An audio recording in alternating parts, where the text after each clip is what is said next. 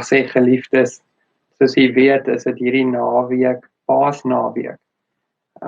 Die Paasgebeure is so belangrik vir ons Christelike geloof, want sonder die kruisiging is daar geen vergifnis van sondes vir ons nie. Ons is nog steeds verlore in ons sondes.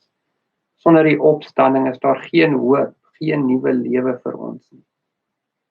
Daarom wil ek vandag net met u 'n kort gedeelte uit die woord van die Here deel in voorbereiding vir Paasnaweek. Die gedeelte wat ek vandag met u wil deel kom uit Johannes 11 uit, is die bekende verhaal waar Jesus vir Lazarus uit die dood uit opwek. Ek gaan net vandag met u 'n paar verse dan deel in Johannes 11 van vers 21 tot by vers 26. U is meer as welkom as u 'n Bybel saam met u het om met my te volg. Martha sê toe vir Jesus: Here, as u hier was, sou my broer nie gesterwe het nie. Maar selfs nou weet ek dat God u alles sal gee wat u van hom vra. Jesus sê toe vir haar: jou broer sal uit die dood uit opstaan. Maar Martha sê vir hom: ek weet, hy sal met die opstanding op die laaste dag uit die dood opstaan. Toe sê Jesus vir haar: ek is die opstanding en die lewe.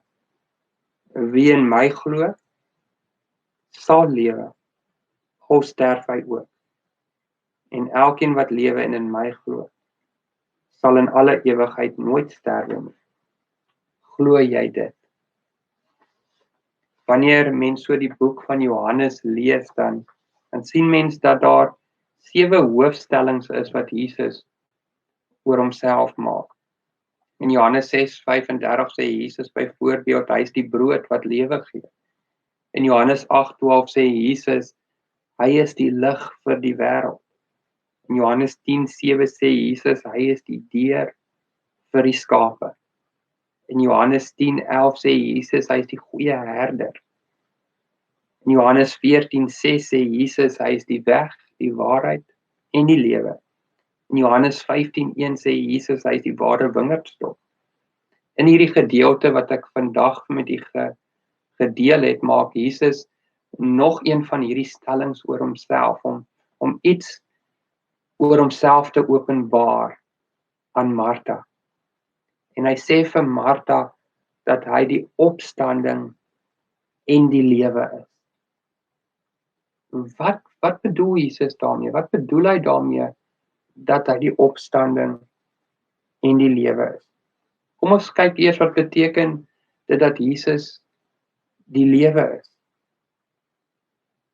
In Johannes 17 sê Jesus dat die ewige lewe daarin bestaan om hom te ken en om sy Vader te ken. In ander woorde, Jesus sê die ewige lewe gaan daaroor om 'n verhouding met hom te hê. Let mooi op, Jesus sê nie die lewe is te vind in wat hy bied of gee nie. Hy sê dit is in hom te vind. Dit is in 'n verhouding met hom te vind, in gemeenskap met hom te vind. In ander woorde, die grootste ding wat Jesus vir ons kan gee, is homself. As ons hom het, dan het ons die lewe. Om vir Jesus te ken is van groter waarde as wat Jesus ons omstandighede verander. Om vir Jesus te ken is van groter waarde as wat hy vir ons enigiets gee. Om hom te ken is om 'n lewe te hê wat die moeite werd is om te leef. Dit is om 'n vol lewe te hê. Dat Jesus die opstanding is, beteken dat hy die mag het oor die dood. En daarom as jy die gedeelte lees, dan sal jy sien dat Jesus vir Lazarus met een enkele woord uit die dood uit laat opstaan. Met een enkele woord verander Jesus hierdie begrafnis in 'n partytjie in. Trane van hartseer verander in trane van vreugde. Waar daar hopeloosheid was, is daar nuwe hoop. Hierdie gebeure kyk natuurlik alles vorentoe en loop uit op Jesus se eie kruisiging en opstanding. Dis 'n voorsmaak van sy triomf oor die graf, waar hy die angel van die dood vir ewig vir ons verwyder het, sodat ons kan deel hê in die opstanding en die lewe saam met God. Geliefdes, dit beteken dat ons niks het om te vrees nie, nie eers die dood nie. Want Jesus het dit wat die dood so erg en so finaal gemaak het hy verwyder deur aan die kruis te sterf en uit die graf uit op te staan en vir ons 'n weg voorberei om vir ewig by hom en sy Vader te wees. Daarom glo ek dat Paulus kon gesê het, vir my is die lewe Christus en die sterwe wins.